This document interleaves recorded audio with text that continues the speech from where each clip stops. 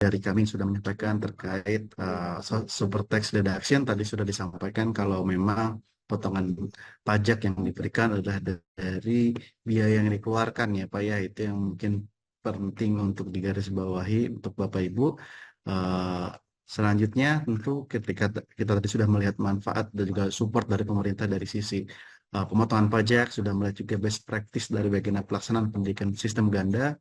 Nah, selanjutnya kita juga akan melihat dari sisi industrinya, ya, bagaimana manfaat dari program vokasi. Pada pagi hari ini akan disampaikan oleh narasumber kita, manajer studi environment dari PT Sislab, Ibu Teti Resmianti, SSI MSI. Selamat Selamat pagi, Bu. pagi, Mas Fauzan. Ya, baik, Bu.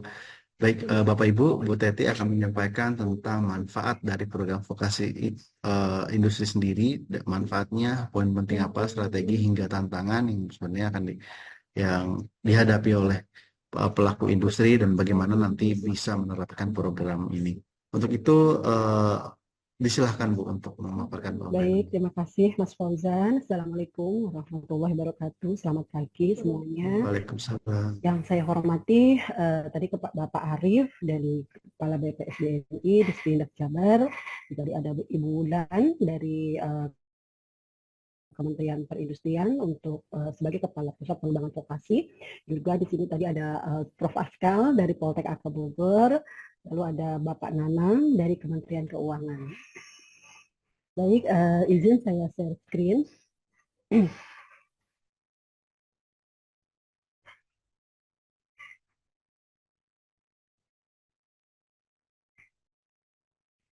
Apakah sudah terlihat share screen saya? Masih belum, Bu? Mungkin masih loading. Nah, baru sudah, Bu. Baik, baik perkenalkan saya mewakili PT Sislab. Tadi Pak Arif juga sudah di awal ya bahwa Pak Arif sudah mengetahui posisi Sislab ada di mana, yaitu ada di Bogor, tepatnya di Sentul City. Jadi Sislab ini saya perkenalkan dulu di sini. Ada istilah ya, tak kenal maka tak sayang. Jadi supaya kami di sini bisa disayangi oleh Bapak Ibu semua di sini Sislab, maka di sini saya perkenalkan profil Sislab. Jadi Sislab Group, Sislab itu merupakan grup atau kita bilang Sislab Corporate. Di sini Sislab ini memiliki beberapa anak perusahaan ya Bapak Ibu, yaitu ada Sislab sebagai laboratorium lingkungan, ada Siskal, ada Segolab, dan ada Sislab Learning Institute. Di sini Sislab ini berdiri pada tahun 2009. Pertama kali yang berdiri adalah PT Sislab Laboratorium Lingkungan. Sebentar Bapak Ibu. Di sini. Baik, di sini kami memiliki beberapa area yang posisi saya ada di Bogor di Jawa Barat, yaitu sebagai Sislab Pusat. Lalu kami juga memiliki kantor representatif ada di Banten, di Cilegon, ada di Jawa Timur, ada di Semarang, ada di Sumatera Selatan, yaitu di Palembang, ada di Jawa Tengah, tepatnya di Kendal, dan ada Sislab Lampung. Ini adalah contoh gambaran pekerjaan-pekerjaan terkait dengan pengambilan sampel lingkungan. Karena Sislab bisnis utama adalah merupakan laboratorium lingkungan. Di sini kami tampilkan ini adalah ada kaitannya dengan pembelajaran yang ada di Poltek AK Bogor ya. Di sini ya tadi kan disampaikan oleh Prof. Askal, Poltek AK Bogor atau sekolah lainnya yang memang berhubungan dengan petugas pengambil sampel lingkungan. Jadi ini adalah contoh dari kegiatan yang ada di Sislab, yaitu pengambilan sampel air sungai, ada pengambilan sampel udara ambien, di sini juga ada pengambilan sampel udara emisi, yaitu dari cerobong ya, ada cerobong yang berasal dari insinerator ataupun cerobong dari produksi. Ini adalah pengambilan sampel pada unit generator genset. Ini adalah pengambilan sampling udara emisi tidak bergerak. Jadi saya tampilkan dulu apa sih pekerjaan Sislab selain laboratorium. Mungkin kalau laboratorium Bapak Ibu sudah memahami bahwa ada analisa kimia. Ini adalah unit-unit untuk pengambilan sampel lingkungannya. Ini ada pengambilan sampel Pastikan udara itu Pak emisi. Yusuf untuk anu Maaf ada yang bocor ya. Terus selanjutnya di sini kegiatan-kegiatan kami adalah pengambilan sampel lingkungan. Nah, dari sisi ketenagakerjaan atau sumber daya manusia, ini adalah merupakan laporan yang terbaru dari unit HRD bahwa di Sislab di sini untuk lulusan dari S1 kita berjumlah 52 orang. Untuk S3 satu orang, alhamdulillah baru saya ya di sini. Lalu S2 kami alhamdulillah sudah ada 2 orang. Lalu untuk S1 52 orang, di sini itu untuk 52 orang ini adalah rata-rata, kalau karena di sini kami bekerja samanya dengan Poltek AK ya yang terbanyak, ini adalah merupakan alumni AK Bogor yang melanjutkan studi sampai ke S1. Maka di sini untuk daftar masuknya di sini adalah daftar mahasiswa Poltek AK-nya, dia sudah dipindahkan berdasarkan kepada lulusan terakhir. Lalu untuk diploma 3, Sislab di sini memiliki jumlah pegawai sejumlah 68 orang. Dari jumlah 68 orang ini, 30 orang merupakan alumni Poltek AK yang terserap. Nah, di sini biasanya kami rekrutmennya ini melalui jalur pemagangan ya, atau jalur dari yang tadi dikatakan prakerin. Jadi kami tidak lagi melakukan semacam pencarian tenaga kerja, tetapi dari rekrutmen orang mahasiswa yang melakukan prakerin. Lalu juga ada D1, di sini kami karena bisnis utama adalah laboratorium lingkungan, maka di sini ada sebagian besar merupakan lulusan dari sekolah menengah analis kimia. Jadi ada SMAK dari Semakbo, ada Semakpa, ada SMPI Lampung juga. Lalu di sini juga ada dari lulusan SLTA, yaitu sejumlah 41 orang. Kalau kita lihat di sini, ada kaitannya tadi dengan apa yang disampaikan oleh Prof. Askal. Ini adalah jumlah dari tenaga kerja yang berpendidikan diploma 3. Kita lihat di sini, sebagian besar di sini adalah merupakan alumni dari Poltek AK Bogor. Tetapi sebagian lagi juga kami mendapatkan tenaga kerja dari bukan dari Poltek AK, yaitu ada juga dari alumni vokasi dari IPB dan dari beberapa sekolah swasta lainnya. Baik, di sini kita lihat bahwa kami di sini, Sislab ini sangat mendukung kerjasama dengan sekolah vokasi dalam berbagai aspek, terutama di sini dengan yang berkaitan dengan peningkatan kompetensi peserta didik dan penguatan praktek keahlian. Berikut merupakan bentuk kerjasama yang kami lakukan di sini. Yang pertama adalah praktikum dan magang. Jadi di sini Sislab sudah menerima prakerin dari beberapa sekolah, tidak hanya Poltek AK ya, kami juga ada dari Semakbo, ada dari Semak Padang, ada juga dari beberapa sekolah swasta lainnya. Lalu juga di sini kami menerima untuk praktikum lapangan, jadi otomatis untuk mahasiswa yang magang di sini, selain di laboratorium, mungkin nanti menjadi tenaga engineer, kami menjadikan memberangkatkan mereka ke lapangan untuk pengambilan sampel-sampel lingkungan. Jadi di sini selain laboratorium dan juga non laboratorium, yaitu petugas pengambil sampel, di sini kami menyediakan sebagai tempat ya, atau lokasi pelaksanaan praktikum lapangan. Yang kedua juga Sislab merupakan, karena kita juga ada Sislab Learning Institute ya di sini, kita juga menerima untuk pelatihan dan sertifikasi, yaitu untuk pelatihan teknik yang terkait dengan laboratorium, lalu juga terkait dengan sertifikasi kompetensi. Kami juga sudah melakukan kerjasama dengan beberapa BNSP.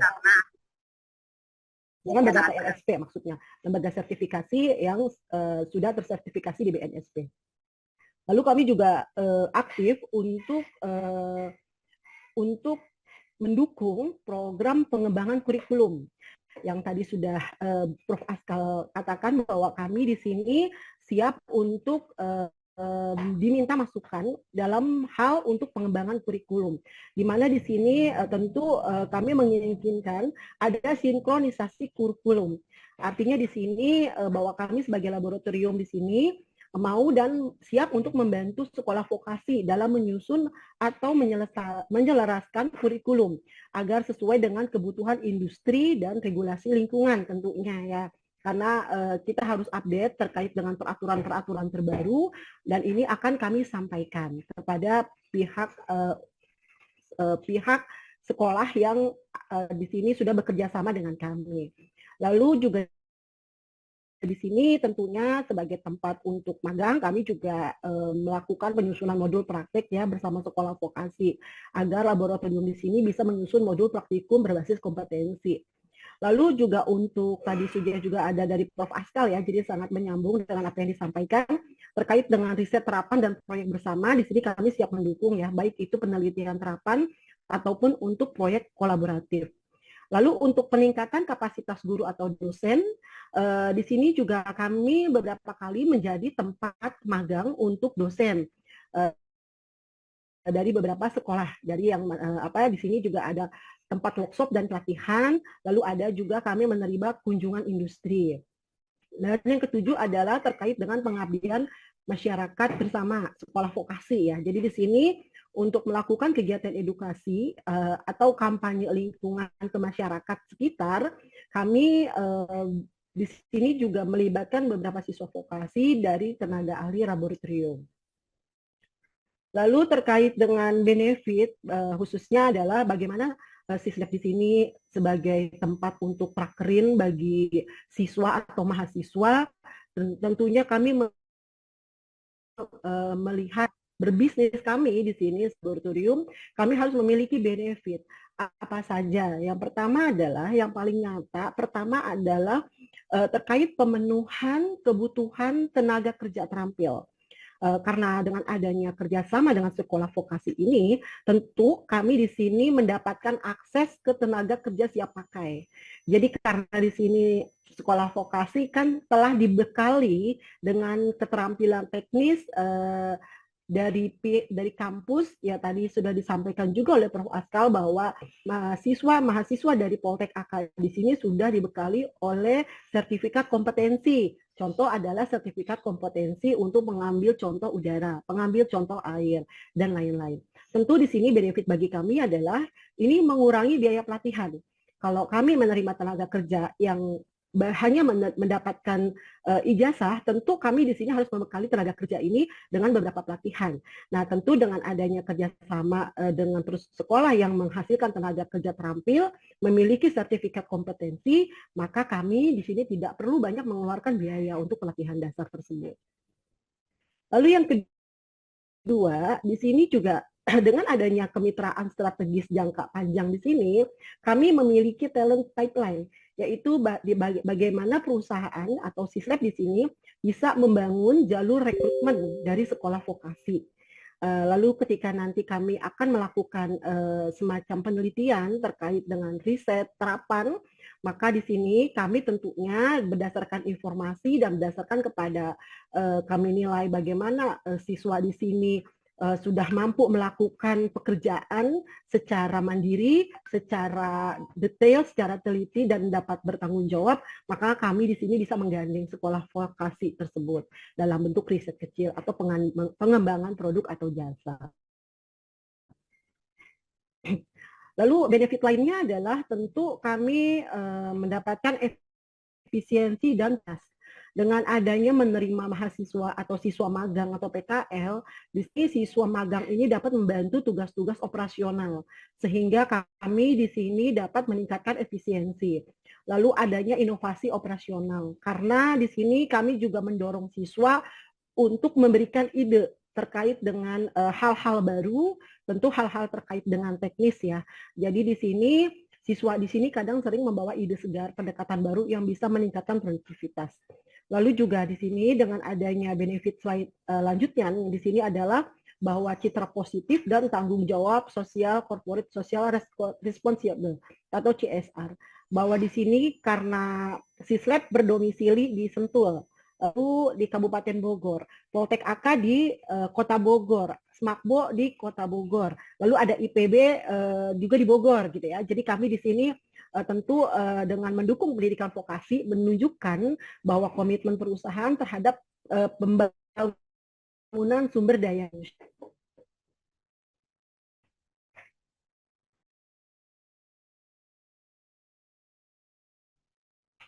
itu terkait dengan akses program insentif pemerintah ya. Tadi sudah dijelaskan secara detail. Lalu benefit yang keenam adalah penyesuaian kurikulum sesuai kebutuhan industri.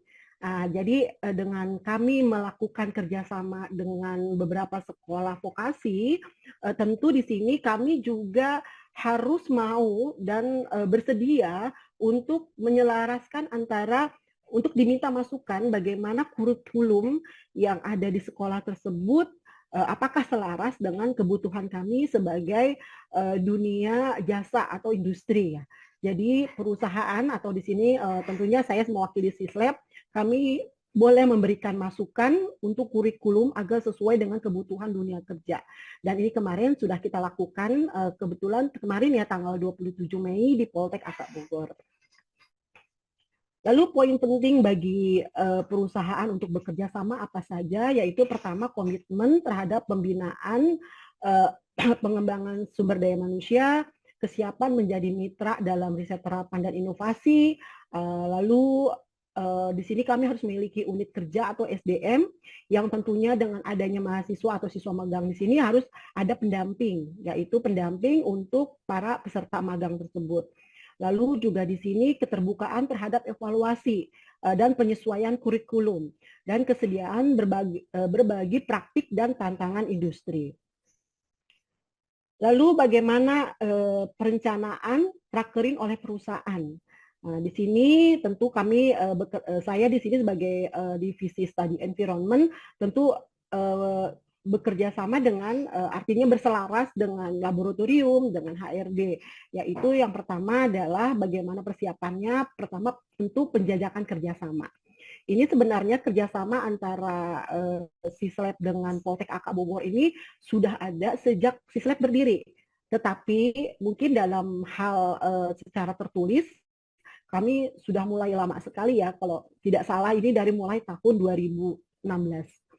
Lalu di sini setelah penjajakan kerjasama, kami menerima surat permohonan prakerin dari sekolah vokasi, lalu kami menentukan kuota siswa yang bisa diterima berdasarkan kepada kapasitas dan kebutuhan perusahaan. Nah ini biasanya kami tidak sama setiap tahun ya, setiap perpanjangan dari kerjasama di sini kami tidak sama dalam hal jumlah, tergantung kepada load pekerjaan kami. Bisa saja di awal kami menerima 5 mahasiswa magang, tapi selanjutnya kami di sini bisa menambah tergantung load pekerjaan yaitu sekitar 6 sampai 8 jumlah siswa prakerin, bahkan bisa jadi sampai 12 untuk siswa prakerin. Lalu selanjutnya kami di sini menyusun MOU antara perusahaan yaitu antara Sislab dengan pihak sekolah, termasuk hak dan kewajiban kedua belah pihak. Lalu untuk penentuan program kegiatan, di sini kami menyesuaikan program kerja prakerin dengan kompetensi keahlian siswa. Karena di sini Sislab memiliki beberapa sister company, misalnya terkait dengan siswa yang magang di laboratorium, tentu kami memiliki di sini kami mengarahkan untuk kompetensi mereka di bidang laboratorium, analisa kimia. Lalu terkait dengan siswa yang akan magang di Siskal, karena ini merupakan laboratorium kalibrasi, tentu kami di sini akan menerapkan program kerjanya sesuai dengan kompetensi, apakah dia sudah memahami terkait dengan kalibrasi. Lalu kami juga di sini ada siswa magang juga di divisi industrial hygiene. Nah di sini apakah siswa tersebut sudah dilengkapi dengan kompetensi tersebut. Lalu selanjutnya kami menyusun job description, yaitu untuk peserta prakerin sesuai dengan bidang kerja. Lalu di sini kami menentukan penanggung jawab atau mentor dari pihak perusahaan untuk mendampingi dari siswa magang tersebut. Itu adalah untuk penentuan program kegiatan. Lalu yang ketiga ada pembekalan internal. Nah, di sini memberikan pengarahan awal, yaitu terkait dengan tata tertib perusahaan, terkait dengan K3, keselamatan dan kesehatan kerja. Lalu juga kami di sini memberikan pengarahan terkait dengan budaya kerja dan etika profesi. Lalu selanjutnya kami membekali juga terkait dengan mereka mengenal alat kerja yang akan mereka gunakan selama melaksanakan magang. Bentar.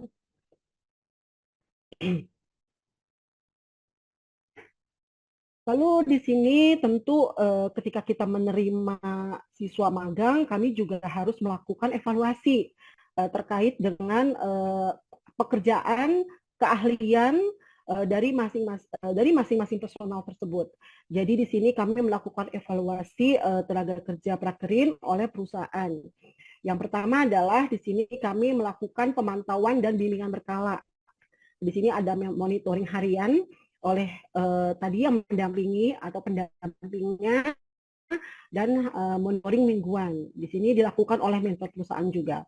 Lalu kami memberikan tugas-tugas yang mengasah keterampilan siswa dan memastikan siswa aktif, disiplin, dan terlibat dalam pekerjaan. Yang kedua juga ada yang namanya evaluasi tengah dan akhir. Karena di sini kan kami harus menilai capaian mahasiswa yang dititipkan kepada kami di sini berdasarkan indikator, yaitu terkait dengan kedisiplinan, biasanya terkait dengan kehadiran, lalu bagaimana kinerja dan keterampilan teknisnya, lalu bagaimana kemampuan kerjasama dengan tim, etika dan sikap kerja. Jadi di sini kami kebetulan karena beberapa sekolah yang sudah melakukan MOU nih, di sini kami sudah dibekali oleh dari pihak sekolah, yaitu form penilaian prakerin yang nanti harus diisi. Lalu mahasiswa yang sudah selesai atau di pertengahan dan selesai di sini wajib melaksanakan presentasi dari capaian dan hasil selama melaksanakan magang.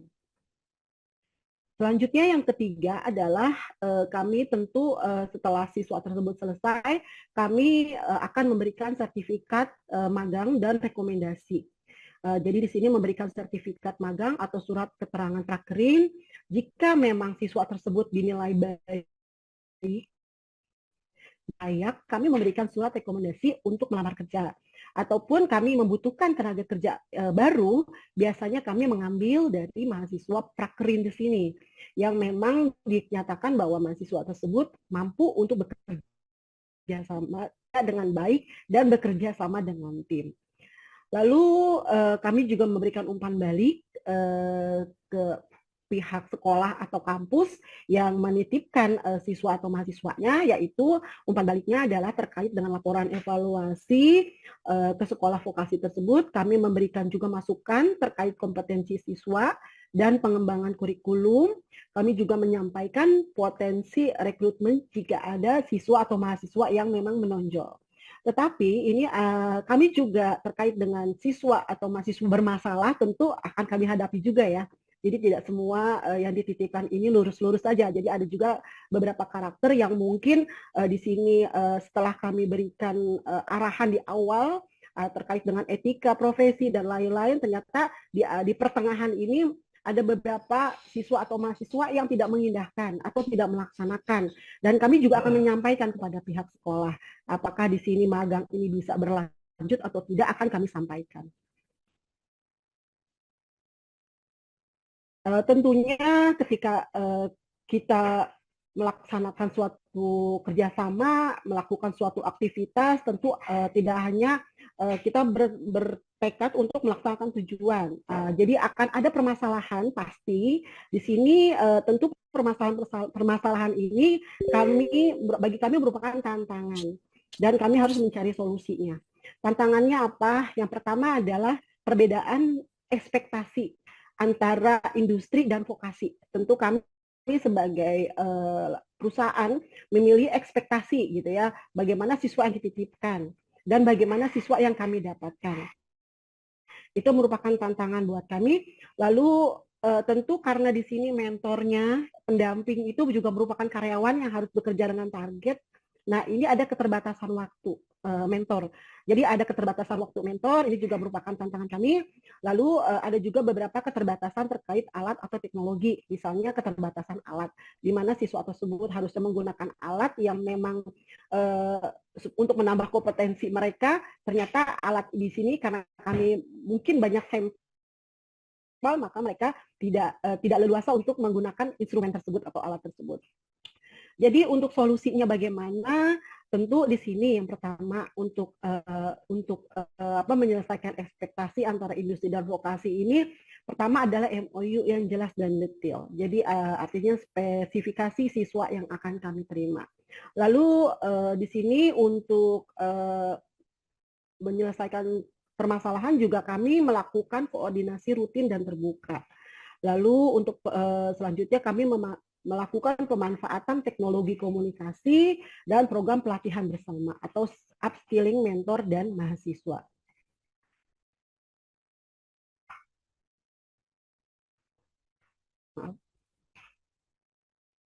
Baik, di sini sebagai penutup ya di sini bahwa kolaborasi vokasi dan industri merupakan kunci keberhasilan bagi inovasi. Lalu program ICT di sini memperkuat nilai tambah dari kerjasama tersebut. Jadi memang kebetulan Sislab sudah mengirimkan 3 orang karyawannya untuk mengikuti program pelatihan pelatih tempat kerja yang dilaksanakan oleh Dinas Perindustrian dan Perdagangan waktu itu. Lalu di sini kami bersama membangun ekosistem vokasi yang berdaya saing tinggi. Ini contoh bagaimana kami memang aktif dalam kegiatan untuk penyelesaian kurikulum. Jadi Sislab kemarin menghadiri acara penyelarasan kurikulum dengan Poltek AK yang diselenggarakan tanggal 27 Mei 2025.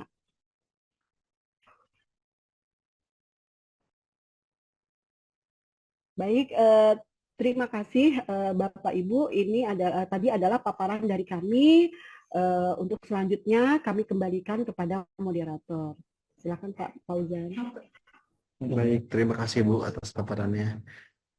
Terima kasih atas paparan tentang bagaimana manfaat vokasi dan apa saja yang sudah dilakukan oleh PT Sislab ya Bu ya.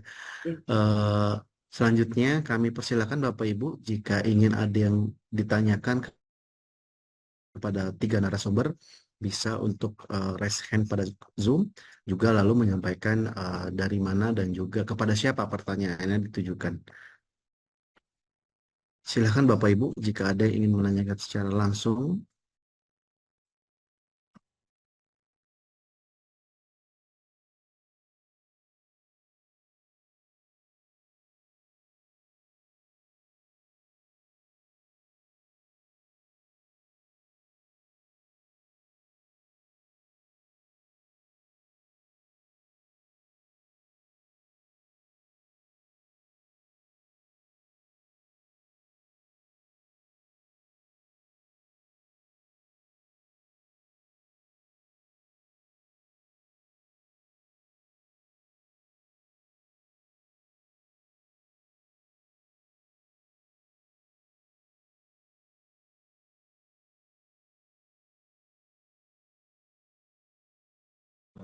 Baik, ada pertanyaan dari Pak Immanuel PT Indofikers ya Pak ya.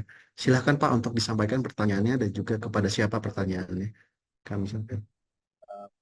Pak, suara saya terdengar Pak? Terdengar Pak, cuma mungkin cukup menggema Pak. Apa bisa sedikit mendekat kepada sumber mikrofonnya? Oke. Sebentar ya, saya angkat tas, saya nggak pakai.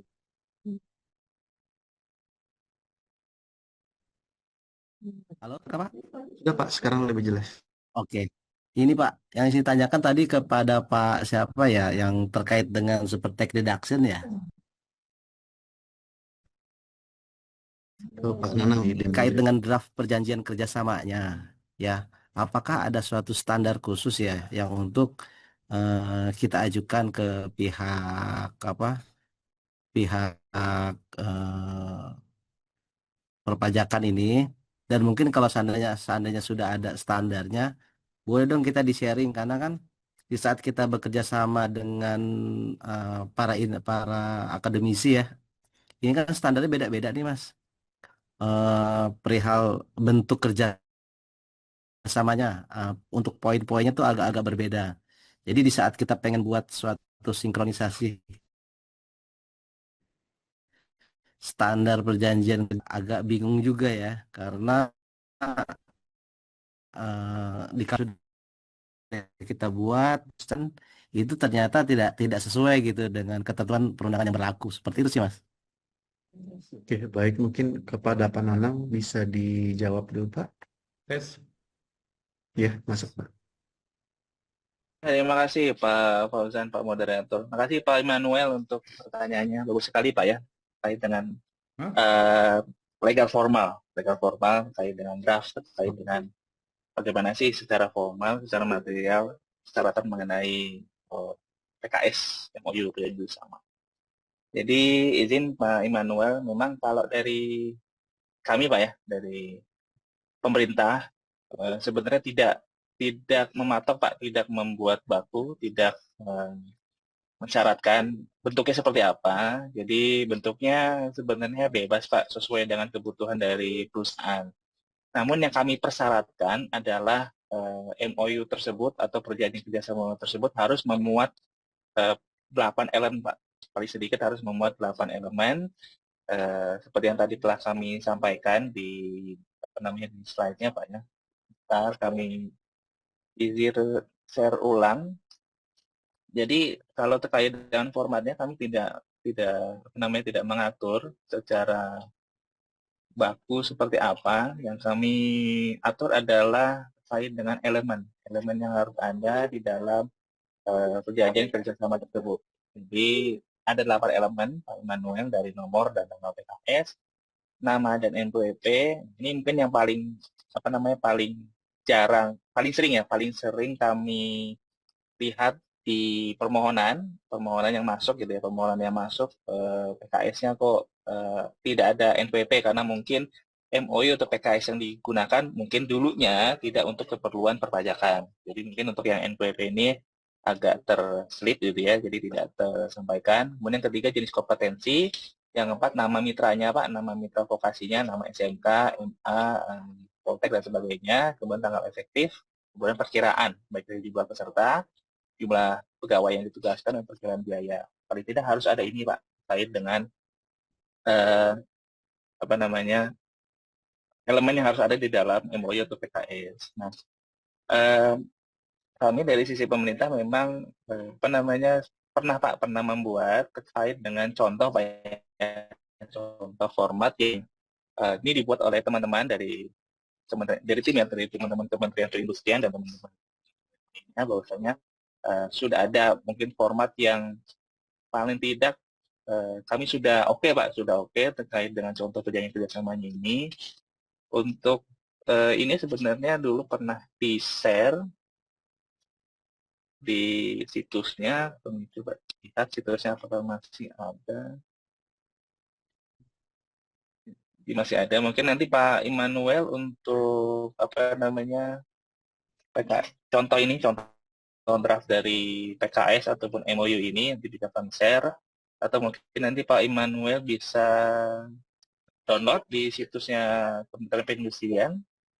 Ini tampil ya Pak Fauzan untuk ini. Tampil, Pak.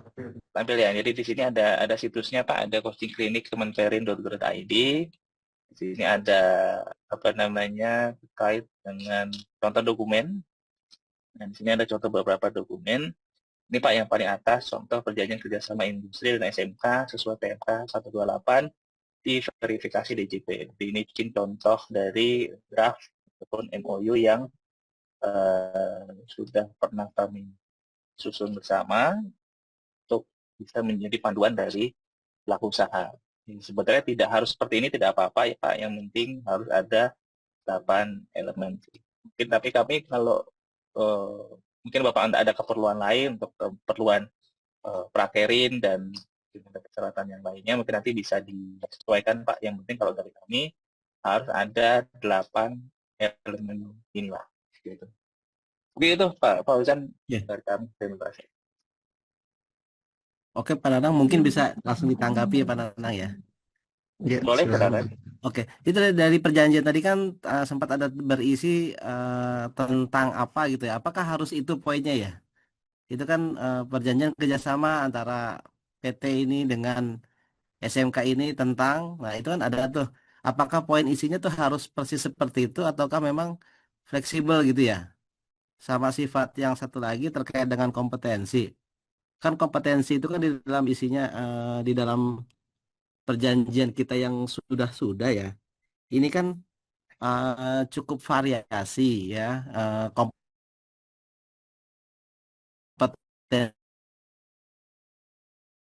kompetensi yang dimaksudkannya memang yang memang saya gitu kan janjian kerjasamanya ini. Ya, makasih Pak Iman. Langsung saja ya Pak Fauzan ya. Mas, Ya, jadi terkait dengan judul seperti yang tadi kami sampaikan yang tadi, namun tentunya kan judul ini mencerminkan isi, Pak. Jadi ya paling tidak MOU ini intinya adalah mengenai perjanjian kerjasama antara industri dengan lembaga vokasi. Terkait apa perjanjiannya? Terkait dengan kegiatan pemagangan, praktik kerja, atau pembelajaran. Ini seperti itu, Pak. Jadi kalau dari kami, dari sisi insentif Pak ya, insentif untuk judul fleksibel dipersilakan seperti apa sesuai dengan kebutuhan dari perusahaan dan sesuai dengan regulasi yang ada. Intinya tadi temanya adalah terkait dengan kerjasama antara industri, vokasi, sebuah kegiatan. Kemudian yang kedua, Pak Immanuel, terkait dengan kompetensi tertentu. Nah, kalau dari sisi insentif atau fasilitas perpajakan, memang tidak semua kompetensi Pak didukung gitu ya. Tidak semua kompetensi mendapatkan insentif super deduction. Nah, untuk daftar kompetensinya apa saja, nanti Pak Immanuel dan Bapak Ibu ini bisa lihat kembali di lampiran di Peraturan Menteri Keuangan nomor 128.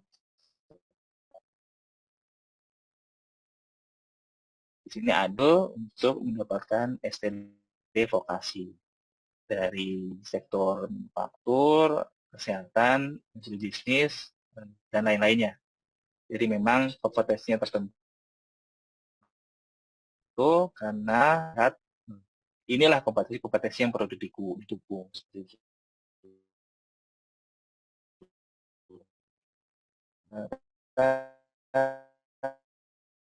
Perusahaan Bapak SMK ya, ini ada yang kompetensinya ini didukung, ada yang kompetensinya tidak didukung. Ya, berarti nanti yang mendapatkan fasilitas hanya biaya-biaya yang sehubungan dengan kompetensi yang didukung saja, Bapak. Nah, mungkin kalau dari sisi ini, Pak, dari sisi pajak gitu ya, pajak untuk memberikan kemudahan, mungkin nanti Bapak bisa inventarisir Pak untuk kegiatan vokasi yang dilakukan oleh perusahaan Bapak ini seperti apa. Nah, dan mungkin nanti bisa dipisahkan Pak apabila ternyata memang ada dengan satu SMK, misalkan Bapak ada 5 kompetensi, ternyata 3-nya didukung, 2-nya tidak, ya berarti mungkin bisa dibuat dua PKS saja Pak, 2 perjanjian kerjasama untuk mempermudah kita mengklaim STD vokasinya gitu. Karena kan kalau ngeblend menjadi satu kan tentu jadi challenging, banyak jadi tantangan untuk membuktikan memang biaya inilah biaya sehubungan dengan kompetensi yang didukung. Seperti itu.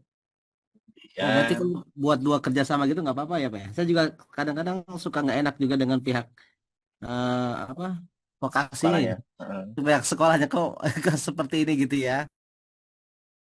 Nah ini kan kalau seandainya memang sudah terkopi yang sudah populer gitu ya ini berjalan bisa dibuat dua kan mungkin juga apa juga akan memudahkan ya karena memang sudah sama-sama paham Iya. terkopi kemana arahnya gitu kan ini kan salah satunya mungkin kayak semacam biaya-biaya material untuk praktek kerja di lapangan itu kan bisa bisa dijadikan salah satu apa Klaim. Iya. klaim ya, ya Pak seperti itu Pak ya. Iya Bapak. Jadi ini hanya saran saja Pak ya, kami sebagai mungkin praktisi gitu ya, praktisi di lapangan untuk mencegah adanya dispute Pak. Paling enak kalau di lapangan itu pada dispute gitu ya. Yang penting kan clear-clear aja yang mana yang dapat fasilitas, mana yang nggak dapat fasilitas. Jadi tantangan kalau ternyata gabung, ini perlu tenaga eksak untuk memisahkan gitu. Oh, oke oke oke, siap siap. Kemudian ini Pak terkait dengan PKS-nya, satu sekolah, satu SMK itu satu PKS Pak ya. Jadi satu permohonan juga. Jadi ini permohonannya berdasarkan PKS. Jadi kalau Bapak ada kerjasama dengan 3 SMK katakanlah, ya berarti paling tidak harus ada 3 Oh iya MOU, iya. 3 MOU dan 3 pengajuan. Oke, siap siap. Makasih Pak. Silakan Pak Immanuel nanti bisa ikut, mungkin bisa ikut coaching klinik dulu atau nanti bisa konsultasi dengan kami juga. Oke, terima kasih Pak Nana. Baik, terima Sama-sama. kasih Pak Nanang dan Pak Noel atas pertanyaannya. Mungkin saya coba membacakan pertanyaan di kolom chat. Ini ada pertanyaan dari Ari, industri mining, melihat kiblat industri saat ini di mana banyak produk Tiongkok, selain hard skill juga dibutuhkan soft skill seperti bahasa Inggris ataupun bahasa Mandarin karena banyak investor dan juga perusahaan baru yang juga mensyaratkan dua bahasa ini sebagai syarat mereka untuk bekerja. Mungkin apakah bisa dijawab atau di-share dari Prof. Askal bagaimana di Politeknik sendiri, apakah sudah ada pelajaran terkait bahasa bahasa Mandarin mungkin ya, kalau bahasa Inggris saya yakin mungkin pasti sudah ada, tapi apakah dari bahasa-bahasa yang memang digunakan banyak di industri selain Mandarin juga mungkin karena kita juga banyak perusahaan dari Jepang, bahasa Jepang ataupun bahasa Korea itu apakah sudah ada programnya tersendiri seperti ini?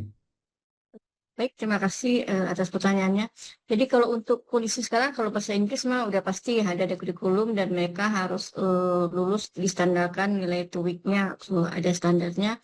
Kemudian kalau untuk bahasa Mandarin itu memang belum, tapi itu kami dapatkan dengan kerjasama dengan Gustadi ya, ada Cina, Gustadi di Cina. Mereka memberikan pelatihan ya, jadi di luar kurikulum. Kami kerjasama satu lagi dengan Korea.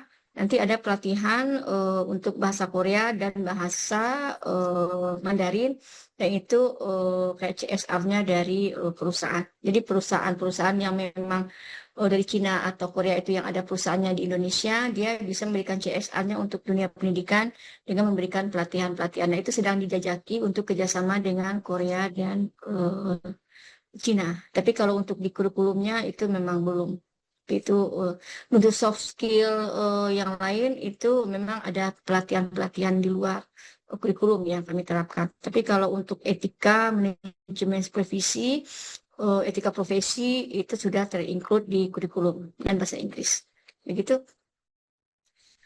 Baik, terima kasih Bu. Tadi mungkin sudah ada kerjasama juga ya untuk peningkatan bahasa yang menjadi opsi bagi para siswa didik.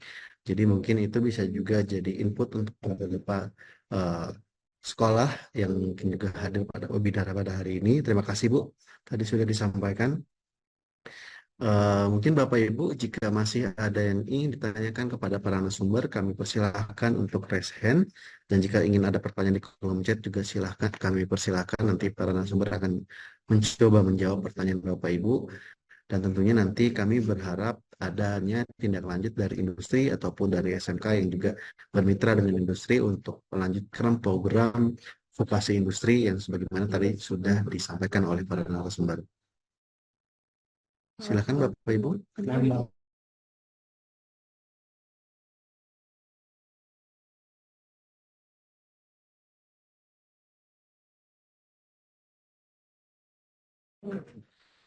Baik, mungkin ada pertanyaan dari kolom chat yang sepertinya ditujukan kepada Pak Nanang ya Pak ya.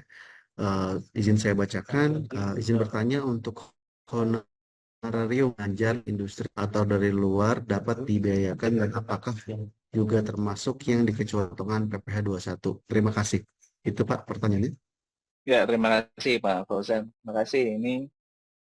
Ini sih dari namanya Ibu nih, Ibu Menyelani HS. Terima kasih untuk pertanyaannya di kolom chat ya, di kolom chat ada pertanyaan terkait dengan kalau kita melakukan kegiatan vokasi, kemudian ada honorarium ataupun ada apa namanya pembayaran sejenis, mungkin ada uang makan dan sebagainya, apakah ini dapat dibayarkan, apakah dikecualikan dari pemotongan PP pasal 21. Jadi Bapak Ibu sekalian, ini di regulasi mengenai insentif STD vokasi, tidak diatur di PMK 128 tahun 2019, berarti berlaku ketentuan umum. Berlaku ketentuan umum artinya berarti apabila ada pemberian penghasilan kepada orang pribadi ya, sehubungan dengan jasa atau kegiatannya, ini merupakan objek pemotongan PPh pasal 21. Jadi tidak Ibu Melani atau Bapak Melani terkait dengan honorarium tersebut tidak dikecualikan dari penghitungan pemotongan PP pasal 21. Nah, tentunya terkait dengan apakah dipotong, dibayar, atau tidak, itu hal yang lain lagi. Tapi ini merupakan untuk dihimbau. Ternyata dalam penghitungan itu, karena kan ada yang namanya penghasilan tidak kena pajak dan sebagainya ya, apabila ternyata dalam penghitungan tersebut harus dilakukan pemotongan dan pembayaran pajak PPh pasal 21-nya, berarti tetap harus dilakukan pemotongan atau pemungutan. Seperti itu, Pak Fauzan mungkin. Baik, terima kasih Pak. Semoga menjawab ya Bapak yang sudah menanyakan dari Ibu ya mungkin ini dari yang sudah menanyakan dari kolom chat. Lanjutnya kami persilakan mungkin jika ada yang ingin bertanya.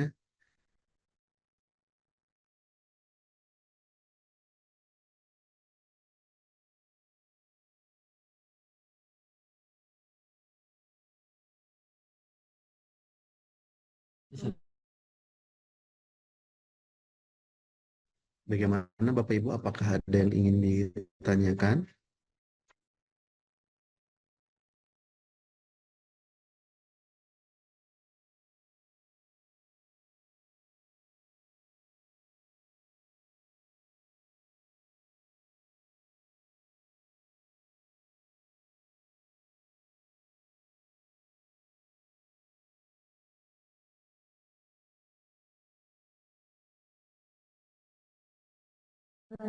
Bagaimana Bapak Ibu? Ini saya lihat sudah ada yang membuka mic-nya, Pak Maman dari PT Penstone Auto Indonesia. Apa ada yang ingin ditanyakan?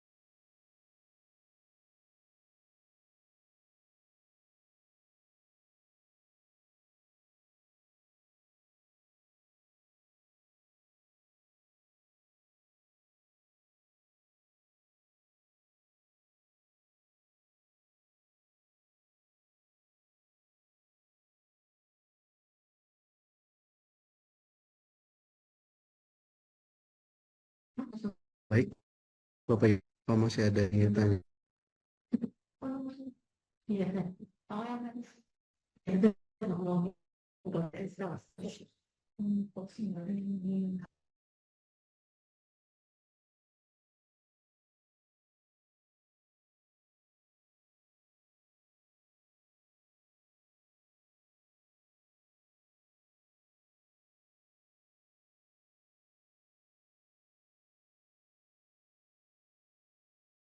Oh, baik Pak. Mungkin jika ingin pertanyaan disampaikan via kolom chat bisa juga jika mic-nya terkendala.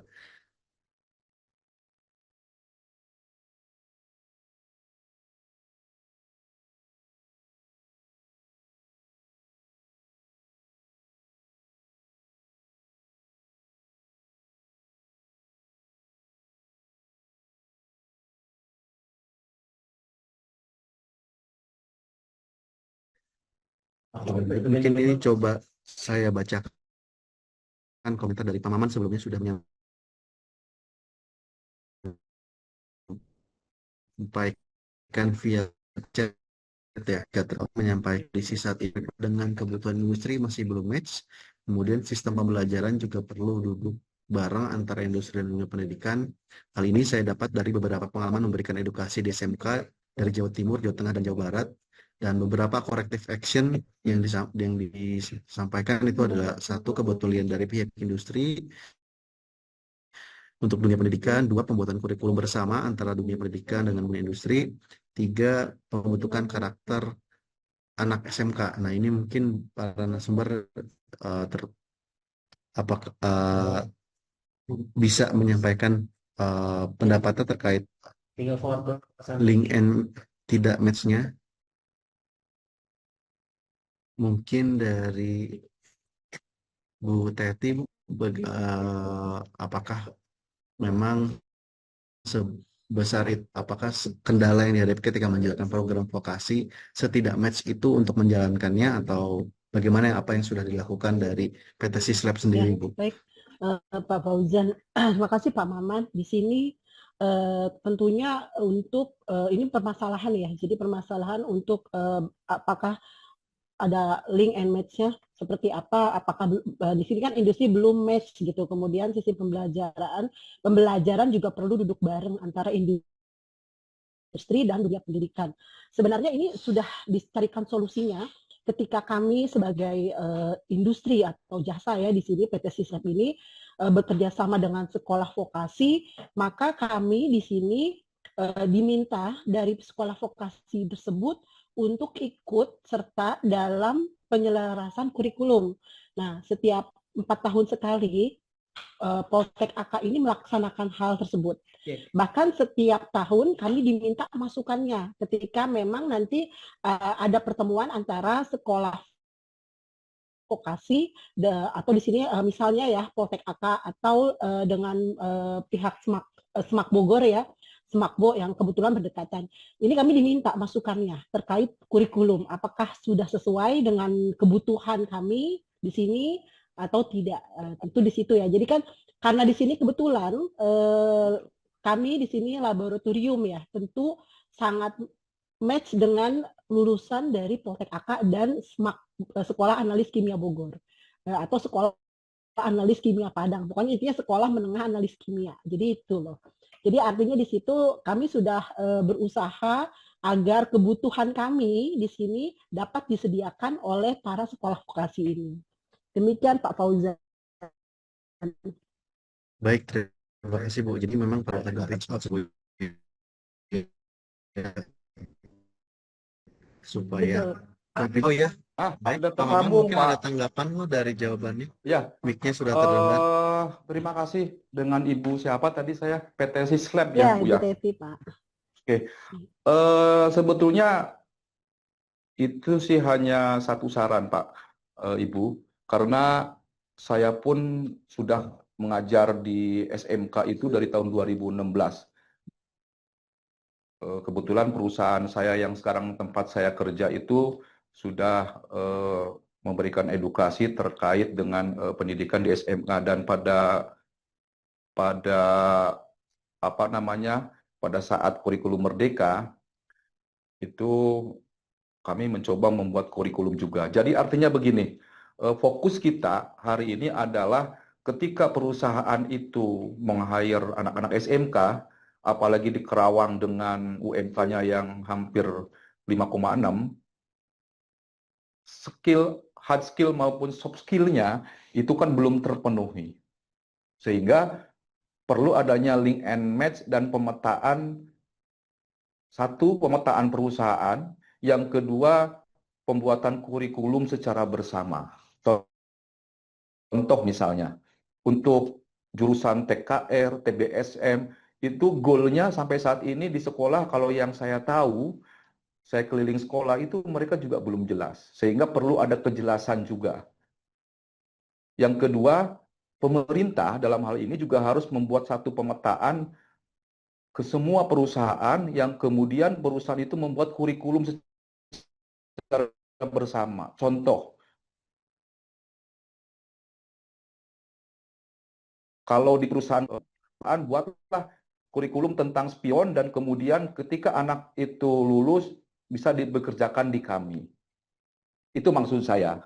Kemudian pembelajaran yang kedua, mohon maaf, pada saat kita interview, anak-anak sekolah kita mungkin belum diajarkan teknik budaya ataupun bagaimana cara interview.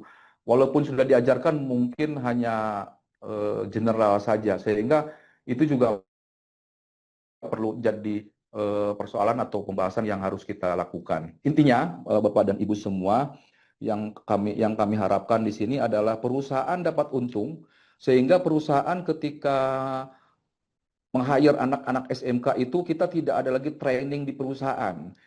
Kalau dengan adanya training, berarti ada cost yang harus kita keluarkan, sementara 1 bulan itu hanya untuk training. Itu yang mungkin menjadi persoalan kita di perusahaan. Tetapi ketika adanya link and match, kemudian kurikulumnya menyatu antara dunia pendidikan dengan dunia industri, mungkin begitu masuk kita langsung bisa bekerjakan mereka sesuai dengan harapan kita semua. Secara garis besar seperti itu. Dan terkait dengan kurikulum, saya pun sudah membuat beberapa kurikulum terkait dengan perusahaan-perusahaan kami yang kami kerja. Di mana memang sampai saat ini juga belum pernah dicoba karena terkendala satu, harus bagaimana saya melakukannya. Yang kedua, kita juga perlu support dari beberapa pemerintah yang tentunya juga Dinas Pendidikan untuk menyatukan persepsi. Itu dulu, terima kasih, selamat siang. Baik, terima kasih Pak atas saran dan juga tadi ada masukannya terkait bagaimana proses link and match yang harus dibutuhkan oleh dari industri ya, dan ini juga mungkin bisa input untuk peserta dari Bapak Ibu SMK, tapi mungkin dari para narasumber jika ada yang ingin ditambahkan apa sebenarnya yang sudah dilakukan, kerjasama yang sudah dilakukan dengan Politeknik mungkin bisa disampaikan. Pertama mungkin dari Ibu Teti sendiri bagaimana Bu kerjasama terhadap apakah sudah menjawab dari kegelisahan yang disampaikan oleh Pak Maman tadi ya, dan bagaimana sih kita bisa mereplikasi itu ke sekolah ataupun industri yang lain. Ya, baik Pak Fauzan, terima kasih Pak Maman. Kalau kami di sini sudah cukup lama memangnya bekerja sama dengan Poltek AK, jadi sudah hafal terkait dengan kultur dan juga bagaimana ritme perkuliahan di AK dan lulusannya. Maka kami menerima lulusan Poltek AK yang alhamdulillah di Poltek AK ini sudah dibekali oleh sertifikat kompetensi yang memang sangat kami butuhkan. Jadi misal kami menerima siswa lulusan Poltek Bu, AK. maaf saya potong Bu. Dia sudah baik. Saya konteksnya bukan lulusan AK atau bukan lulusan satu universitas atau satu sekolah. Kita konteksnya adalah General Jawa Barat, Bu. Oh ya, baik. Ya, artinya, mohon maaf, artinya justru saya ingin mendapatkan itu bukan dari PT lagi, tapi dari pemerintah. Karena kalau kerjasama yang Ibu lakukan, saya juga sudah melakukan kerjasama dengan beberapa sekolah, universitas juga sama. Tetapi yang perlu kita bahas adalah bagaimana link and match itu bisa sejalan ketika pembuatan kurikulum di sekolah SMK atau prodi di universitas itu bisa sesuai dengan apa yang diinginkan oleh industri gitu Bu. Tidak hanya untuk teknik, untuk lab, tapi untuk semua aspek, baik itu untuk sisi MSDM-nya, accounting-nya, PPIC-nya, purchasing-nya, produksinya, itu semua aspek yang harus kita lakukan. Sebetulnya gitu Bu. Baik Pak, mungkin sedikit mungkin untuk menjawab apa ya, karena konteksnya tadi memang dalam kasusnya dari Ibu Teti, dan tentu dari pemerintah nanti akan kami sampaikan kepada pihak yang memang mengelola dari sebenarnya dari Dinas Pendidikan ini, karena bisa menjawab pertanyaan Bapak dan bagaimana apa yang sudah dilakukan termasuk kurikulum Merdeka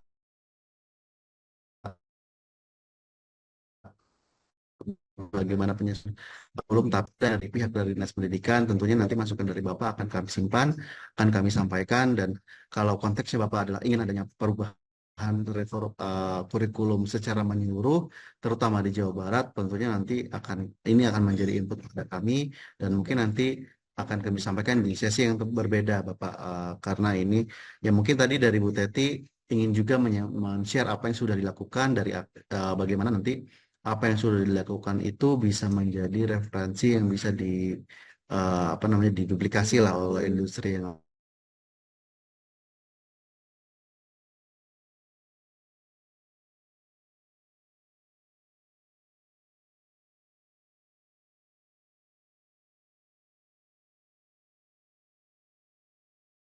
mungkin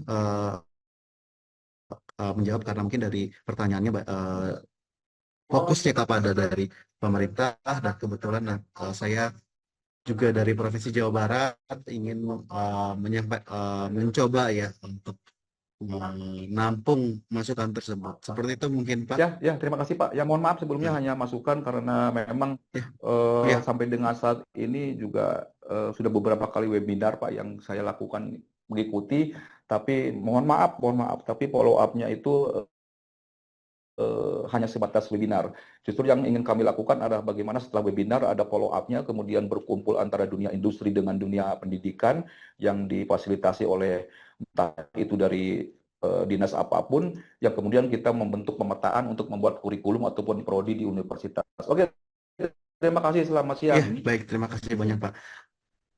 Mungkin ke Bu Teti yang sedang menjelaskan, Bu, mungkin saya coba menambahkan sedikit pertanyaan dari penjelasan Ibu tadi. Sebenarnya kalau awal mulanya, Bu, dari hubungan yang sudah berjalan panjang ini, mulanya seperti apa sih, Bu, dari PT Sislab dengan AK ini bisa mulai kerjasama supaya nanti mungkin bisa jadi referensi juga untuk sekolah lain dan PT lain supaya bisa menerapkan hal yang sama gitu. Ya, baik Mas Fauzan. Mulainya memang mulai sejak Sislab berdiri ya 2009, bahwa di sini Sislab membutuhkan tenaga kerja yang terampil, yang siap bekerja. Dan memang bisnis kami ini spesifik ya, betul kata Pak Maman tadi. Jadi dikatakan ini artinya tidak menyeluruh untuk seluruh industri ya, karena kami di sini adalah laboratorium. Tentu di sini kami membutuhkan tenaga kerja yang terampil di bidang laboratorium sebagai analis kimia. Nah, lalu juga kami membutuhkan tenaga kerja terampil sebagai pengambil sampel. Maka dari itu di sini kami bekerja sama dengan sekolah yang memang membutuhkan, yang menghasilkan tenaga kerja yang kami butuhkan, seperti itu. Kerjasama, lalu kami rekrutmen dengan cara seperti dulu, yaitu permintaan tenaga kerja kepada pihak kampus, lalu selanjutnya sekarang ini kami dipermudah dengan adanya kerjasama ini, dengan adanya MOU. Kenapa? Karena kami dititipkan siswa magang selama 1 tahun. Kami dititipkan selama 1 tahun magang, otomatis kami sudah mampu menilai kinerja dari siswa atau mahasiswa yang dititipkan ke perusahaan kami tersebut. Kinerja dalam hal keterampilan, dalam hal attitude juga, dalam hal etos kerja juga. Demikian Bapak, jadi kerjasamanya seperti itu. Baik, terima kasih jawabannya. Semoga menjadi referensi untuk Bu. Apakah ada yang ditanyakan? Karena kebetulan waktu sudah menunjukkan jam 12. Jika cukup Bapak Ibu, kami ucapkan terima kasih. Sekali lagi kami ucapkan banyak terima kasih kepada para narasumber, Ibu Teti, Prof. Askar, dan juga Pak Nanang yang sudah hadir dan memberikan informasi kepada kami, kepada seluruh peserta tentang bagaimana manfaat dan juga apa yang dilakukan untuk program profesi industri. Tentunya semua masukan, semua input yang ada pada hari ini nanti akan kita tanggapi bersama dan semoga bisa memberikan manfaat bagi kita semua. Mungkin itu kegiatan kita pada hari ini. Kami dari Dinas Pendidikan ucapkan terima kasih sebanyak-banyaknya kepada seluruh peserta yang sudah hadir. Semoga mendapatkan manfaat dari program